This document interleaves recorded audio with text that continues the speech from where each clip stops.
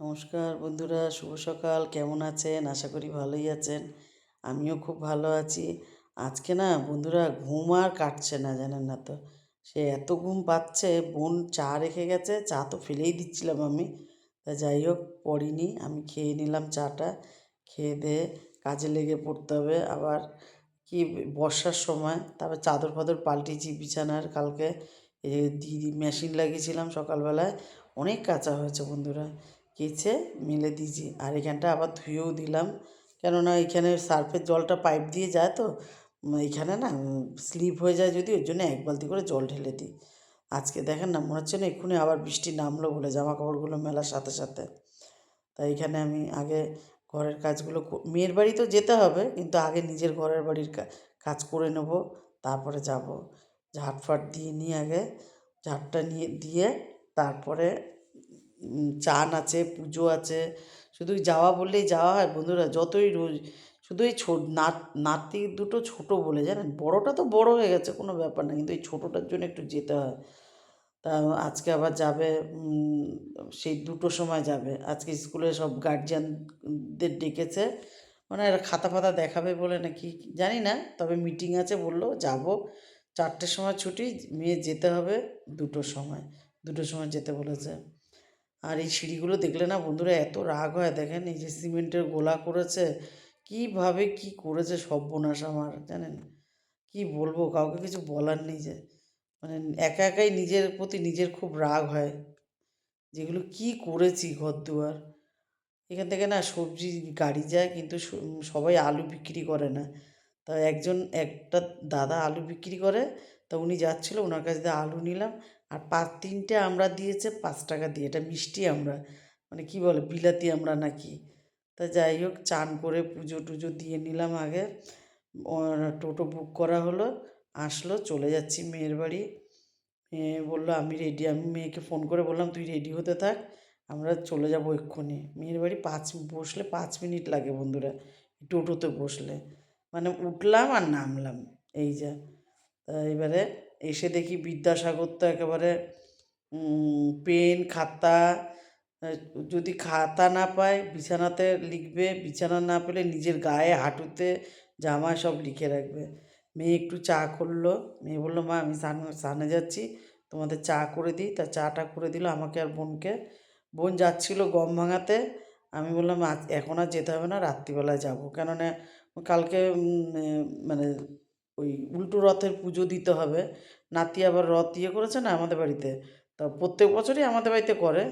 তা ওই একটু বাজার করব, ঠাকুরের ফল মিষ্টি নেব। বড় নাতি যাবে, আজকে তো স্কুল গেছে। তা এখানে মাছও নামিয়ে দিয়ে গেছে মেয়ে ফ্রিজ থেকে, এখন মাছ বোন ধোবে, তারপরে রান্না হবে। তা একদিকে ছোট ছেলের ভাত বসিয়ে দিয়েছি, আর একদিকে মেয়ে দেখেন কানের খুঁজে পাচ্ছে না, আমার কানেরটা পরিয়ে দিলাম। বললাম যা আমারটা পরে যা, তারপরে আমি স্কুলে দেরি হয়ে যাবে না তো খোঁজাখুঁজি করতে করতে। তা যাই হোক, মাছটা বোনকে বললাম তুই ধুয়ে দে, নুন হলুদ দিয়ে মাখিয়ে দে, আর আমি এদিকে করে নিচ্ছি। আলু বেগুন কেটে নিয়েছি। মাছের না অল্প একটু তেল আছে বন্ধুরা, ওই তেলটা দিয়ে ভাবছি কি এই বেগুন আলুটা করব। আবার ভাবছি নিরামিষ করব, তা ভাবছি আবার তেলটা নষ্ট হবে, একদম কাতলা মাছের তেল তো পরিষ্কার তেল। তা ভাবছি এইটুক তেলে কোনো মানে খেতে স্বাদ হবে না, তাও দিয়ে দিলাম একটু, করে নিই। এটা এখানে কালো জিরে শুকনো লঙ্কা দিয়ে দিলাম আগে। আজকে রান্না করব এই মাছের তেল দিয়ে, বেগুন দিয়ে আলু দিয়ে তরকারি, আর করব মাছের কালিয়া। আজকে আর ঝোল করব না, আজকে কালিয়া করব। তা যাই হোক, আগে কালো জিরে শুকনো লঙ্কা দেওয়ার পরেই দিয়ে দিলাম আলুগুলো, ছোট ছোট করে কেটে রেখেছিলাম, একটুখানি দিয়ে দিলাম, দিয়েই লবণ দিয়ে দিলাম। হলুদটা কিন্তু এখন দেবো না, মাঝখানটা একটু করেছি, তেলটা যাতে থাকে ওখানে তেলটা দিয়ে দেবো। আলুটা একটু ভাজা হয়েছে, তেলটা দিয়ে দেবো, দিয়ে এবার ঢেকে দেবো বন্ধুরা, না তো আবার ফাটে যদি। তা আবার কিছু সময় পরে উল্টি পাল্টিয়ে এবার একটু হলুদ নুন দিয়ে দেবো। দেখেন, দিয়ে একটু নাড়াচাড়া করব আবার, দিয়ে বেগুনগুলো দিয়ে দিলাম। একটু ভাজা ভাজা হয়ে গেছে, তেলটাও ভাজা ভাজা হয়ে গেছে, আলুগুলো তো ভালোই ভাজা হয়ে গেছে। এবার বেগুন দিলাম, বেগুনটা লাস্টে দিলাম কেন, একদম ঘেটে যাবে না তো, এটা তো ঘেটে যাবে কিন্তু অতটা হবে না। যাই হোক, এইবারে একটু ভাজাভুজি করব। বোন মাছ ধুয়ে দিয়েছে, নুন হলুদ দিয়েছি, নুন হলুদ দিয়ে মাখিয়েও দিয়েছে। এখন খালি আমার রান্নার পালা। রান্না করতে করতে দেখি শেষ, তেল শেষ, সর্ষের তেল। আবার গ্যাস অফ করে তেল ঢাললাম, আর এদিকে আস্তে আস্তে পেঁয়াজ রসুন এগুলো কেটে রাখলাম, টমেটো। তারপরে আবার রান্নাটা বসালাম। এই রান্নাটা তো হয়ে গেছে, মাছটা করতে বাকি। তা আবার তেল দিয়ে তারপরে মাছটা ভাজবো। আগে মাছের মাথাগুলো ভাজবো। ছোটো নাতিকে খেতেও দিয়ে দিয়েছি, বোনকে বললাম যে তুই খাইয়ে দে, আমি মাছটা করতে করতে। তা ছোটো নাতির মাছটা আগে ভাজবো, ভেজে আগে মাথাগুলো ভেজে নিলাম, তারপর ছোটো নাতির মাথা ওই মাছ ভেজে তারপরে আবার আমাদের মাছ ভাজবো। আজকে ইচ্ছা ছিল কি, আমাদের না পাশের বাড়ি কাকিমা বারবার বলছিল যে পুঁই শাক নিয়ে যাও, ওনাদের অনেক পুঁই শাক হয়েছে। তা রোজই বলে, আমি আজকে না ভাবছিলাম যে বলবো যে তাহলে আজকে পুঁই শাক দেন, এই মেয়ের বাড়িতে মাছের মাথা রয়েছে, তাহলে করতাম। আবার আসার সময় না উনি একটু ব্যস্ত ছিল, আমি আর লজ্জায় বলিনি। তা যাই হোক, চলে আসলাম। নাতির মাছ ভেজে বাছাও হয়ে গেছে, বোন খাওয়াচ্ছে।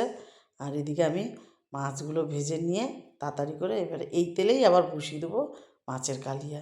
মাছ ভাজতে ভাজতে মাছ বেছে দিলাম, মাছ ভাজতে ভাজতে পেঁয়াজ কেটে নিলাম, অনেক কাজ করে নিলাম, কিন্তু মানে এইটার জোগাড় করে নিলাম একদম মাছের কালিয়ার। শুকনো লঙ্কা দিয়ে দিলাম তেলের উপরে, আর দিয়ে দিলাম কিছুটা রসুন, তারপরে দিয়ে দেবো কিছুটা পেঁয়াজ। বন্ধুরা, এই পেঁয়াজটাও দিয়ে দিলাম। পেঁয়াজটা দিয়ে এবার ভালো করে ভাজতে হবে। লবণ দিয়ে দিলাম, লবণটা দিয়ে ভালো করে ভাজবো। গোটা গরম মশলা দিলাম। এই পেঁয়াজটা না মানে হেভি ভালো ভাজা হবে, তবে যেই করব, মানে মশলাটা দিতে পারবো। দেখেন একদম লাল লাল হয়ে গেছে, আর তেলটাও ছেড়ে দিয়েছে। অল্প একটু চিনিও দিয়েছি বন্ধুরা, যাতে তেলটা ছেড়ে দেয় তাড়াতাড়ি করে। আর এখানে মশলাটা দিয়েছি, মশলা বলতে কাঁচা লঙ্কা আর আদা পেস্ট করে দিয়েছি, আর ধনের গুঁড়ো, জিরের গুঁড়ো, কাশ্মীরি লঙ্কার গুঁড়ো, আর টমেটো দিয়েছি। টমেটো কিন্তু অনেকটাই দিয়েছি, দেখেছেন 3টে টমেটো আছে এখানে।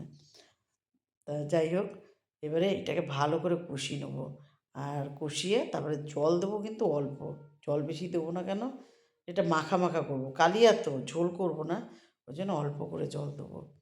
জল দিয়ে ভালো করে নাড়াচাড়া দিয়ে ঝোলটা ফুটবে, ফুটে উঠেছে, এবারে দিয়ে দেবো মাছটা, এক এক করে মাছটা দিয়ে দেবো। মাছগুলো দিয়ে, ছোটো নাতিকে তো মাছ দিই কেমন বলেন তো, মাছ ও তো মাছের উপরেরটাও খায় না, আর যেখানে জিপিরটা ভাজি সেটাও খায় না, পুরো মাঝখানে দিয়ে সাদা অংশটা বের করে দিই। আর মাছের তেলটাও মানে যে পেটির দিকে দেখবেন তেল থাকে না, ওই তেলটাও দিই না ওকে। ও খেলে না কেমন মানে জিভটা কেমন যেন করে, তাই জন্য দিই না। ওই মাছটা কী করি, আবার এই ঝোলের মধ্যেই দিয়ে দিই এক পাশে। ওটা আস্তে করে সাদা অংশটা নিয়ে নিই, তারপরে এর মধ্যে দিয়ে দিলাম। দেখেন এই যেখানে একটু ভাঙা মাছ আছে। তা যাই হোক, একটু ফুটিয়ে নেবো আবার মাছটা দিয়ে। মাছটা দিয়ে ফুটিয়ে নিয়ে, হ্যাঁ মাছ হয়ে গেছে মোটামুটি। আর যে বড় নাতিও চলে এসছে, মানে কি দরজাটা খোলা হলো সবে, আর বলছে দিদুন কী রান্না করছো তুমি, কী গন্ধ বেরিয়েছে জানো না তো, নিচের থেকে গন্ধ পাচ্ছি। আমি দেখো মাছের, তোমার মাও তো মাছের কালিয়া করে, কী সুন্দর, আর আমিও আজকে মাছের কালিয়া করেছি, দেখো কেমন। তা খুব ভালো লেগেছে, কি বলেন তো, বড় ছেলে খেতে চায় না তো এমনি মাছ ফাছ, আর সে আজকে আবার মাছ চেয়ে খেয়েছে, এটাই আমার বেশি ভালো লেগেছে। বলছে ও দিদুন আরও মাছ দাও তো খাবো, তা খেয়েছে। সবাইকে ভাত বেড়ে দিয়েছে। আর বড় নাতিরও খুব ভালো লেগেছে আজকে মাছের ও বেগুনও খেয়েছে আজকে, বেগুনটা খায়নি, মানে আলুটা খেয়েছে। বলছে খুব ভালো হয়েছে দিদুন আজকে রান্নাটা। ওকে দেখাচ্ছি, ও রেগে যাচ্ছে, বলছে আমি স্কুল থেকে এসেছি সেরকম কেমন লাগছে আমাকে। তা সবাইকেই দিয়ে দিলাম খেতে। বন্ধুরা, খেয়ে রেস্ট নিয়ে নেবো, নিয়ে সন্ধেবেলায় বেরিয়ে পড়বো, উল্টো রথের জন্য একটু বাজার করব, মিষ্টি ফুল নেব। আর এখানে দেখেন, এখানে গাছ বসেছে, গাছ বসলে তো আর মানে সেখানে আমার যাওয়া দরকারই, কিনি না কিনি, আমার এত ভালো লাগে এই গাছগুলো দেখতে। তা নেবো না করে একটা জবা ফুল গাছ নেওয়া হয়েছে, জবা ফুল গাছটা নেওয়া হয়েছে, নিয়ে নিলাম। আজ এটুকুই। ভালো লাগলে লাইক করুন, কমেন্ট করুন, আমার ইউটিউব চ্যানেলটাকে সাবস্ক্রাইব করুন, পেজটাকে ফলো করুন। ভালো থাকুন, সুস্থ থাকুন, শুভরাত্রি।